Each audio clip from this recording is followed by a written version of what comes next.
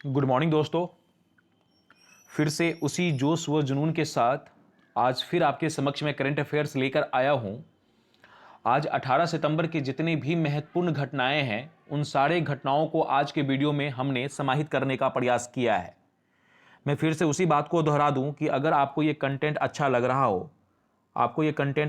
रहा हो, तो आप इसे लाइक, सब्सक्राइब और अपने दोस्तों के बीच शेयर करना ना भूलें। आने वाले जितने भी आपके आगामी एग्जामिनेशन हैं, चाहे वो किसी स्टेट से रिलेटेड हो या सेंट्रल एग्जाम के द्वारा संचालित कोई भी एग्जामिनेशन हो, अगर उसमें करंट अफेयर्स की भूमिका होती है तो उसमें आपको ये मदद पहुंचाएगी। चलिए आज 18 सितंबर 2021 की जितनी भी महत्वपूर्ण घटनाएं हैं उनको एक एक कर बारीकी से हम देखते हैं और देखते हैं कि कौन सी घटनाएं किससे संबंधित है। चलिए, पहला क्वेश्चन जो आपके लिए बनकर आया है, कि विश्व रोगी सुरक्षा दिवस निम्न में से किस दिन मनाया जाता है?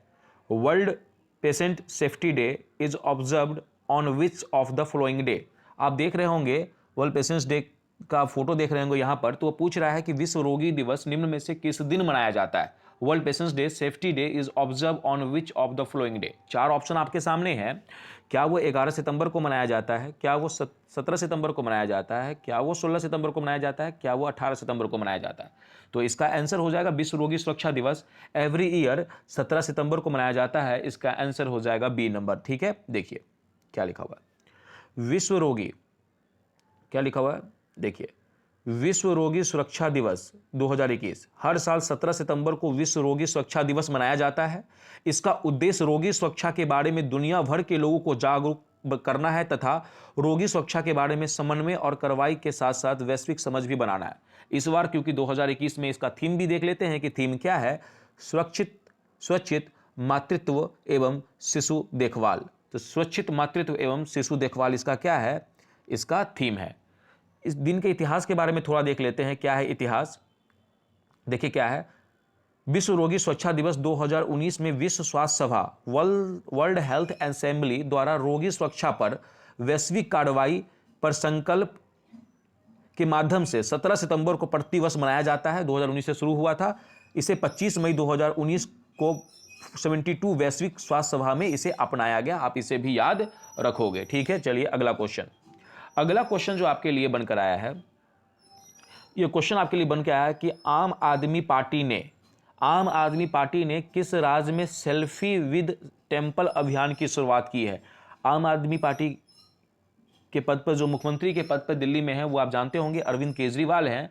इन्हीं के द्वारा, आम आदमी पार्टी के द्वारा ही एक सेल्फी विद टेंपल अभियान की शुरुआत की गई है। तो किस राज्य में की गई है? चार ऑप्शन आपके सामने हैं, उत्तराखंड, बिहार, दिल्ली, पंजाब।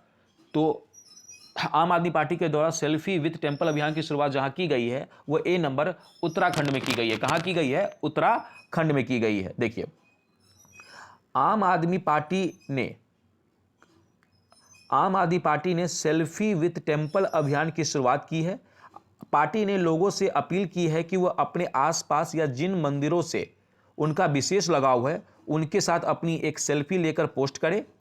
उसके साथ ही इन मंदिरों की वातावरण स्थिति को सुधारने और राष्ट्रीय अंतर्राष्ट्रीय स्तर पर पहचान दिलाने का भी काम किया जाएगा। ये तमाम काम आम आदमी पार्टी की तरफ से सेल्फी विद टेंपल अभियान की शुरुआत उत्तराखंड में की गई है। चलिए आगे, अगला क्वेश्चन जो आपके लिए बनकर आया देखिए, यह बन के आया कि आरबीआई ने किस इनोवेशन हब में सीटीओ के रूप में शामिल किया? आरबीआई ने किसे इनोवेशन हब में सीटीओ के रूप में शामिल किया है? तो यह आरबीआई से बनकर क्वेश्चन आया है कि आरबीआई ने किसे इनोवेशन हब में सीटीओ के रूप में शामिल किया है। तो आपके सामने चार ऑप्शन है, अमित सक्सेना, राहुल सचदेवा, अमित कुमार, राहुल या अतुल सहनी। तो आप बताइए इसका आंसर क्या हो जाएगा?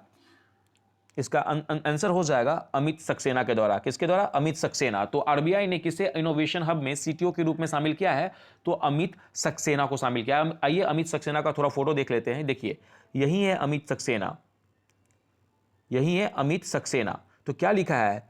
एसबीआई के अमित सक्सेना, ये एसबीआई के थे अमित सक्सेना, आरबीआई के इनोवेशन हब में सीटीओ के रूप में शामिल किए गए हैं। देखिए क्या लिखा हुआ है, भारतीय स्टेट बैंक के global deputy CEO Amit Saxena RBI innovation hub में मुख्य प्रौद्योगिकी अधिकारी चीफ टेक्नोलॉजी ऑफिसर, CTO का फुल फॉर्म है ये, के रूप में शामिल हुए हैं। रिजर्व बैंक ने घोषणा की है कि वो प्रौद्योगिकी का लाभ उठाकर और नवाचार को बढ़ावा देने वाले वातावरण का निर्माण करेंगे। वित्तीय क्षेत्र में नवाचार को बढ़ावा देने के लिए रिजर्व बैंक ने इनोवेशन हब इस पद को बनाया है RBI ने। तो किस लिए? नवाचार को बढ़ावा देने के लिए। ठीक है, तो किस पद, इस पद पे, CTO के पद पे किसे नियुक्त किया गया है? तो ये अमित सक्सेना को नियुक्त किया गया है। चलिए अगला क्वेश्चन देखिए, सॉरी, अब क्योंकि RBI से बनकर आया है तो थोड़ा RBI के बारे में जान लेते हैं। RBI का हेडक्वार्टर मुंबई यानी महाराष्ट्र में है, आप जानते हैं। ये कब एस्टेब्लिश्ड हुआ था? RBI 1 अप्रैल 1935 को ये एस्टेब्लिश्ड हुआ था।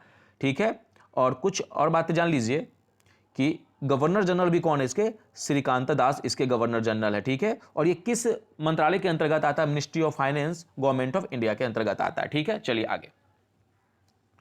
अगला क्वेश्चन जो आपके लिए बनकर आया है, आप देख रहे होंगे, ये क्वेश्चन है, हाल ही में भवानी रॉय का निधन हो गया है। एक भवानी रॉय थे, उनका निधन हो गया है। वो किस खेल से संबंधित थे?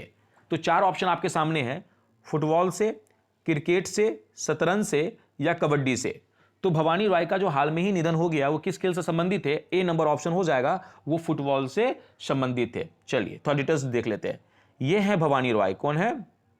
यह है भवानी रॉय। क्या लिखा? पूर्व फुटबॉलर महान भवानी रॉय का क्या हो गया? निधन हो गया है। ठीक है, देखिए क्या है, देखिए, भारत के पूर्व फुटबॉलर और महान बगान के कप्तान भवानी रॉय का निधन हो गया है। वह 1966 में बागान में शामिल हुए और 1972 तक क्लब के लिए खेले। उन्होंने 1969 में मेट्रिका कप में भारत का प्रतिनिधित्व किया और 3 मैच भी खेले। भवानी रॉय ने मोहन बागवान को 1968 में, 1970 में और 1971 में और 1972 में रूप में संयुक्त विजेता हुए। तो ये तमाम चीज़ें आप देखिएगा। रॉबर्ट्स कप भी ये जीतने में मदद की थी। ये तमाम चीज़ें आप देखिएगा कि इनके बारे में, किनके बारे में हम देख रहे हैं? भवानी रॉय के बारे में देख रहे हैं, फुटबॉलर से संबंधित खिलाड़ी हैं। चलिए आगे क्वेश्चन देखते हैं। देखिए, ये जो क्वेश्चन बन के आया है कि हाल ही में DDCA के लोकपाल के पद पर किन्हें नियुक्त किया गया है? तो DDCA के लोकपाल के पद पर किन्हें नियुक्त किया गया है? तो 4 ऑप्शन आपके सामने हैं, रोहन जेटली, इंदु मल्होत्रा, साधना मल्होत्रा या कल्पना सिंह। तो DDCA के लोकपाल पद पर जिनकी नियुक्ति की गई है, वो की गई है इंदु मल्होत्रा की। किसकी? इंदु मल्होत्रा की। देखिए क्या है, DDCA, यही है इंदु मल्होत्रा, जिनको DDCA की लोकपाल पद पर नियुक्त किया गया है। सुप्रीम कोर्ट के पूर्व न्यायाधीश या न्यायमूर्ति सेवानिवृत्त इंदु मल्होत्रा 1 साल की अवधि के लिए दिल्ली और जिला क्रिकेट संघ, Delhi and district cricket association DDCA के नए लोकपाल और सह नैतिकता अधिकारी होगी। DDCA के अध्यक्ष कौन है? रोहन जेटली। कौन है? रोहन जेटली इसके अध्यक्ष है। DDCA की अध्यक्षता वाली आम सभा में ने 65 वर्षीय न्यायमूर्ति मल्होत्रा की नियुक्ति का फैसला लिया। यही है कौन? इंदु मल्होत्रा, जो लोकपाल पद पर DDCA की आसीन हुई है। थोड़ा DDCA के बारे में देख लेते हैं। इसके परसेंट है रोहन जेटली, लोकेशन दिल्ली में है, ये क्रिकेट से संबंधित है। हेडक्वार्टर कहाँ है? अरुण जेटली स्टेडियम में DDCA का हेडक्वार्टर कहाँ है? ये अरुण जेटली स्टेडियम नई दिल्ली में। कब बना था ये? 1928 में इसे एफिलिएशन मिला था। तो आप इसे देख लीजिएगा। चलिए आगे देखिए, क्वेश्चन क्या बनकर आया है। क्वेश्चन जो बनकर आया है, अगला क्वेश्चन, कि निम्नलिखित में से किस राज्यपाल या उपराज्यपाल के द्वारा एक ग्राम पंचायत, एक DG पे सखी नामक एक नया मिशन शुरू किया गया है? तो एक योजना है। क्या योजना है? कि निम्नलिखित में से किस राज्यपाल या उपराज्यपाल के द्वारा एक ग्राम पंचायत, एक DG पे सखी नामक एक नया मिशन शुरू किया गया है? तो 4 ऑप्शन आपके सामने हैं, मनोज सिन्हा, जगदीश मुखी, विश्वभूषण हरिचंद या आचार्य देवव्रत। तो इसका ऑप्शन हो जाएगा, क्या हो जाएगा ऑप्शन? इसका आंसर हो जाएगा मनोज सिन्हा, ए। क्या हो जाएगा? मनोज सिन्हा। ये कहां के उपराज्यपाल हैं? ये जम्मू कश्मीर के उपराज्यपाल हैं। इन्हीं के द्वारा किया गया है एक मिशन की शुरुआत, एक ग्राम पंचायत, एक DG पे सखी नामक मिशन। देखिए क्या है, आप देख रहे होंगे अच्छे तरीके से यहां पर उपराज्यपाल का फोटो, जिनका नाम है मनोज सिन्हा। इन्होंने किया है 1 ग्राम पंचायत 1 DG पे सखी नामक योजना का शुभारंभ। जम्मू कश्मीर के उपराज्यपाल हैं ये मनोज सिन्हा। उन्होंने ग्राम पंचायत, एक DG पे सखी नामक एक नया मिशन शुरू किया है। मिशन को जम्मू कश्मीर में उद्यमिता विकास संस्थान पाम्पोर में लॉन्च किया गया है। उन्होंने रेखांकित किया है कि डीजी पे सखी ने यूटी यानी यूनियन टेरिटरी के स्वयं सहायता समूह पारिस्थितिकी तंत्र के भीतर वित्तीय समावेशन को यह शुरुआत करेगी। तो तमाम प्रकार के इनोवेशन के तहत यह शुरुआत की गई है। One gram panchayat one DG पे सखी योजना जम्मू कश्मीर के उपराज्यपाल के द्वारा, जो कौन है, मनोज सिन्हा के द्वारा शुरू की गई है। चलिए अगला क्वेश्चन। अगला क्वेश्चन जो बनकर आपके लिए आया है, यह क्वेश्चन आपके लिए बनकर क्या आया देखिए। किन देशों के साथ अमेरिका ने हिंद प्रशांत के लिए, किन देशों के साथ अमेरिका ने हिंद प्रशांत के लिए एक नई त्रिपक्षीय सुरक्षा साझेदारी ओकस की घोषणा की है? तो फिर से मैं क्वेश्चन आपके लिए बोल दूं कि किन देशों के साथ अमेरिका ने हिंद प्रशांत के लिए एक नई त्रिपक्षीय सुरक्षा साझेदारी ओकस की घोषणा की है? तो चार ऑप्शन आपके सामने है। ऑस्ट्रेलिया और यूके के साथ, इंडिया और यूके के साथ, ऑस्ट्रेलिया इंडिया के साथ, या जापान और ऑस्ट्रेलिया के साथ। तो इसका आंसर हो जाएगा कि अमेरिका ने ऑस्ट्रेलिया और यूके के साथ एक त्रिपक्षीय सुरक्षा साझेदारी ओकस की घोषणा की है। यह क्या है थोड़ा मैं बता दूं डिटेल्स में आपको। देखिए क्या है, क्या है। संयुक्त राज्य अमेरिका, यूनाइटेड किंगडम और ऑस्ट्रेलिया ने भारत प्रशांत क्षेत्र के लिए एक नई त्रिपक्षीय सुरक्षा साझेदारी ऑकस की नई साझेदारी की घोषणा की है। त्रिपक्षीय समूह की औपचारिक रूप से घोषणा ब्रिटिश प्रधानमंत्री कौन है, बोरिस जॉनसन, वहीं ऑस्ट्रेलिया के समक्ष स्कॉट मॉरिसन और अमेरिकी राष्ट्रपति जो बिडेन ने एक सुरक्षित और क्या है देखिएगा, एक सुरक्षित और अधिक सुरक्षित इंडो पैसिफिक के दृष्टिकोण से एक साथ ये ओकस नाम की साझेदारी की, त्रिपक्षीय साझेदारी की घोषणा की है। ठीक है, देखिए क्या है, और देखिए क्या है। अमेरिकी राष्ट्रपति जो बाइडेन प्रशासन ने हिंद प्रशांत क्षेत्र के लिए एक नई त्रिपक्षीय साझेदारी की घोषणा की है। यह सुरक्षा साझेदारी ऑस्ट्रेलिया, यूनाइटेड किंगडम और संयुक्त राज्य अमेरिका के बीच की गई थी। इसे ओकस नाम दिया गया है। यह सुरक्षा समूह हिंद प्रशांत क्षेत्र में राजनीति हितों को आगे बढ़ाने पर ध्यान केंद्रित करेगा। इस साझेदारी की केंद्रीय विशेषता में परमाणु संचालित पनडुब्बियों को प्राप्त करने में ऑस्ट्रेलिया की मदद करने के लिए 18 महीने का एक त्रिपक्षीय प्रयास भी किया जाएगा। ये तमाम बातें इसमें हुआ है, किसमें, ओकस नामक एक त्रिपक्षीय साझेदारी में। चलिए आगे, अगला जो क्वेश्चन आपके लिए बनकर आया, अगला क्वेश्चन क्या बनकर आया देखिए। अगला क्वेश्चन बनकर आया आपके लिए, संयुक्त राष्ट्र ने एक रिपोर्ट जारी की है, और वो रिपोर्ट क्या है देखिए। संयुक्त राष्ट्र की एक रिपोर्ट के अनुसार वर्ष 2021 में भारत की विकास दर निम्न में से कितने प्रतिशत रहने का अनुमान इसने लगाया? किसने? संयुक्त राष्ट्र ने, यानी यूएन ने, यूनाइटेड नेशन ने एक अनुमान लगाया कि भारत का विकास दर 2021 में कितने प्रतिशत रहने का अनुमान है। 5.2%, 7.2%, 6.2% या 8.2%। तो इसका आंसर हो जाएगा बी नंबर, 7.2%। ठीक है, देखिए क्या है, देखिए संयुक्त राष्ट्र की एक रिपोर्ट में कहा गया है कि भारत की आर्थिक वृद्धि दर 2021 में 7.2% रहने की उम्मीद की गई है, लेकिन अगले साल वृद्धि में कमी आ सकती है। रिपोर्ट के मुताबिक कोविड-19 महामारी के प्रकोप और निजी खपत पर खाद्य मुद्रास्फीति के नकारात्मक असर के चलते देश में पुनरुद्धार की प्रक्रिया बाधित हो सकती है। तमाम चीजें रिपोर्ट में कही गई है, और यह अनुमान लगाया यूएनओ के द्वारा, क्या अनुमान लगाया गया है कि 2021 में भारत की विकास दर कितनी रह सकती है, 7.2%। क्योंकि यूएन ने रिपोर्ट जारी की है, तो आइए थोड़ा यूएन के बारे में भी जान लेते हैं। इसकी स्थापना 1948 में 24 अक्टूबर को हुई थी, इसीलिए हर साल 24 अक्टूबर को संयुक्त राष्ट्र दिवस के रूप में मनाया जाता है। इसकी मुख्यालय न्यूयॉर्क, संयुक्त राज्य अमेरिका में है। कहाँ? न्यूयॉर्क यानी संयुक्त राज्य अमेरिका में है। वहीं इसके जो महासचिव है कौन है? पुर्तगाल के एंटिनो गुटेरेस। कौन है? पुर्तगाल के एंटिनो गुटेरेस इसके महासचिव हैं। चलिए आगे, अगला जो क्वेश्चन, 9वां नंबर जो क्वेश्चन बनकर आपके लिए आया है, ये क्वेश्चन क्या है?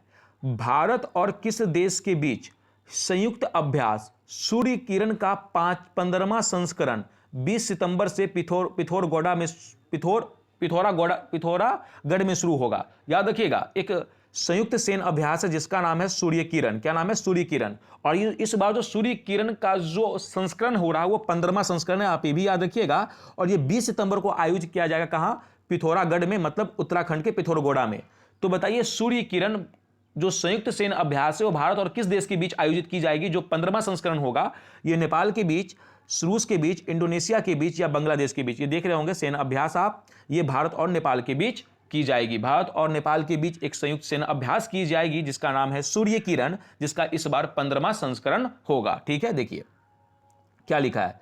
आपको मालूम है कि इस बार आजादी के अमृत महोत्सव भी मनाए जा रहे हैं, तो बात ये चीज आपको समझ में आ रहा होगा। देखिए, भारत और नेपाल की संयुक्त अभ्यास सूर्य किरण का 15वां संस्करण 20 सितंबर को पिथौरागढ़ यानी उत्तराखंड में शुरू होगा।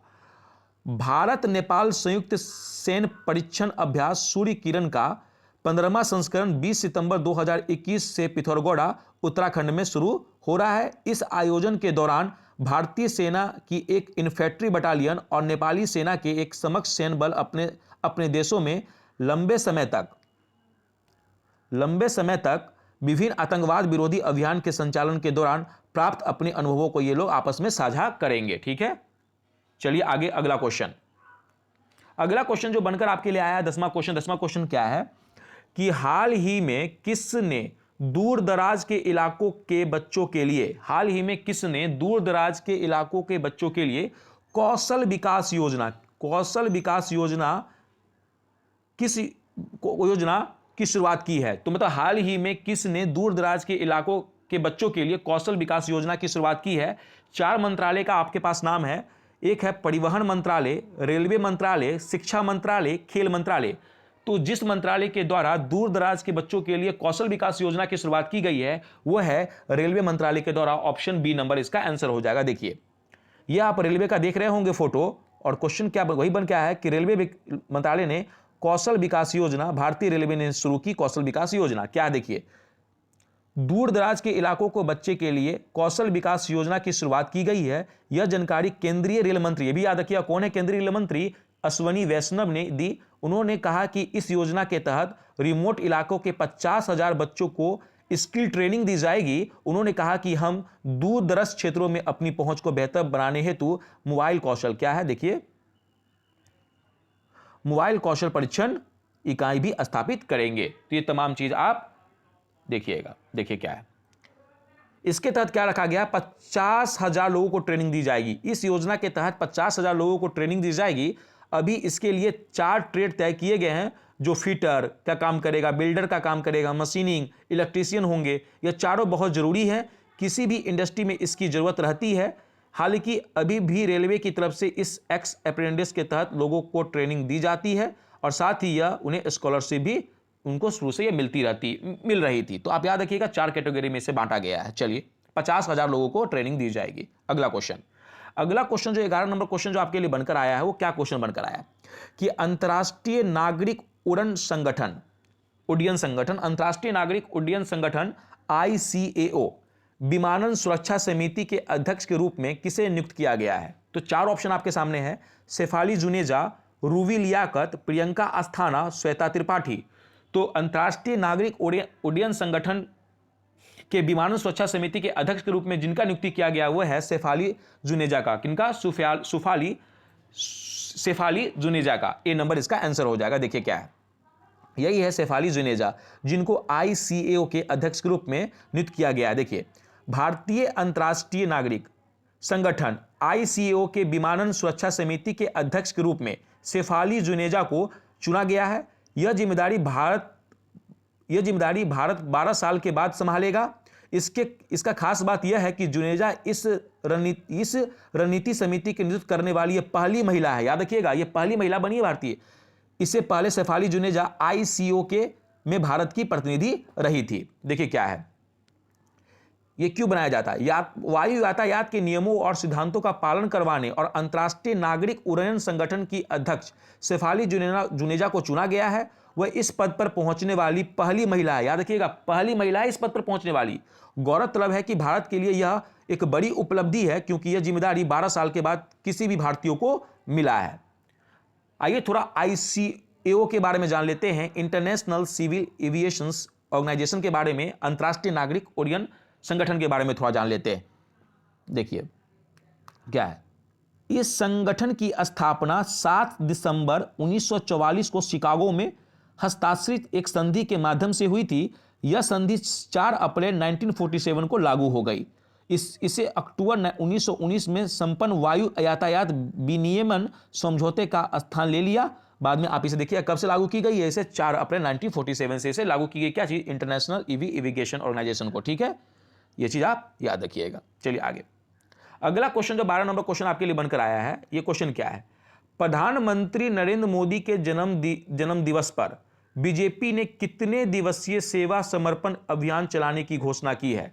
तो प्रधानमंत्री नरेंद्र मोदी के जन्म दिवस पर, यानी कल जो जन्म दिवस मनाया गया था 17 सितंबर को, उनके बीजेपी के द्वारा कितने दिवसीय सेवा समर्पण अभियान चलाने की घोषणा की गई है। 4 ऑप्शन आपके सामने है, 20, 25, 30 या 10। इसका आंसर हो जाएगा 20 दिनों का। कितने दिनों का, 20 दिनों का। देखिए क्या है, देखिए क्या है, 20 दिवसीय प्रधानमंत्री नरेंद्र मोदी के जन्म दिवस पर बीजेपी ने 20 दिवसीय सेवा समर्पण अभियान चलाने की घोषणा की है। नरेंद्र मोदी के प्रधानमंत्री और सीएम पद पर रहते हुए 7 अक्टूबर को 20 साल पूरे हो रहे हैं और इसी वजह से 20 दिनों का यह कार्यक्रम चलाया जा रहा है। ठीक है, चलिए अगला क्वेश्चन। अगला क्वेश्चन जो बनकर आया होगा, यह आप फोटो देख रहे हैं, यहां पर फोटो देख रहे होंगे। देखिए क्या है, भारत के किस खिलाड़ी ने हाल ही में लगातार दूसरी बार एशियाई स्नूकर चैंपियनशिप का खिताब अपने नाम किया है। 4 ऑप्शन आपके सामने हैं, आदित्य मेहता, पंकज आडवाणी, सौरभ त्रिपाठी, यासिन मर्चेंट। तो किसने किया है बताइए। तो इसका आंसर हो जाएगा बी नंबर, पंकज त्रिपाठी ने। किसने, पंकज त्रिपाठी ने लगातार दूसरी बार एशिया स्कूनर चैंपियनशिप का खिताब जीता है। जिनका फोटो देख रहे होंगे, यही है पंकज अडवाणी। क्या है, पंकज अडवाणी। देखिए क्या है, देखिए क्या है, भारत के शीर्ष स्नूकर और बिलियर्ड्स खिलाड़ी पंकज अडवाणी ने हाल ही में लगातार दूसरी बार एशियाई स्नूकर चैंपियनशिप का खिताब अपने नाम किया। बता दें कि अडवाणी ने वेस्ट ऑफ 11 फाइनल में 6-3 से जीत हासिल की। इस जीत के साथ ही स्नूकर और बिलियर्ड्स में दोनों में अब उनके एशियाई खिताबों की संख्या 11 हो गई है। यह चीज आप याद रखिएगा। चलिए आगे, लास्ट क्वेश्चन जो आज के लिए बनकर आया है आपका लास्ट क्वेश्चन, ये क्या क्वेश्चन है देखिए। यह क्वेश्चन है, केंद्रीय मंत्रिमंडल ने 15 सितंबर 2021 को आपदा जोखिम न्यूनीकरण, मतलब आपदा को कम करने के लिए प्रबंधन के क्षेत्र में सहयोग पर किस देश के साथ समझौता ज्ञापन पर मंजूरी दी है। 4 ऑप्शन आपके सामने हैं, नेपाल, रूस, चीन, इटली। तो इसका आंसर हो जाएगा कि केंद्रीय मंत्रिमंडल ने 15 सितंबर 2021 को आपदा जोखिम न्यूनीकरण और आपदा प्रबंधन के क्षेत्र में इटली के साथ सहयोग लिया है, यानी डी नंबर इसका आंसर हो जाएगा। ठीक है, देखिए क्या है, क्या है, केंद्रीय मंत्रिमंडल ने 15 सितंबर 2021 को आपदा जोखिम न्यूनीकरण और प्रबंधन के क्षेत्र में सहयोग पर इटली के साथ समझौता ज्ञापन को मंजूरी दी है। भारत के राष्ट्रीय आपदा प्रबंधन प्राधिकरण एनडीएमए और इटली के नागरिक सुरक्षा विभाग के बीच यह समझौता ज्ञापन पर हस्ताक्षर किए गए हैं। यह समझौता ज्ञापन एक ऐसी प्रणाली लाने का प्रयास करता है जहां भारत और इटली दोनों एक दूसरे के आपदा प्रबंधन तंत्र को लाभान्वित होंगे। ठीक है, थोड़ा इटली के बारे में जान लेते हैं। यह इटली एक यूरोप का देश है जिसकी राजधानी रोम है और प्रधानमंत्री कौन है, मारियो द्राघी करके। ठीक है, यह आप याद रखिएगा। आज के जितने भी महत्वपूर्ण घटनाएं थे, उन सारे घटनाओं को आज हमने समाहित करने का प्रयास किया है। अगर आपको यह कंटेंट अच्छा लग रहा हो तो प्लीज आप इसे लाइक, सब्सक्राइब और अपने दोस्तों के बीच शेयर करना ना भूले। इसी जोश व जुनून को आप बनाए रखें, मैं भी बनाकर रखूंगा।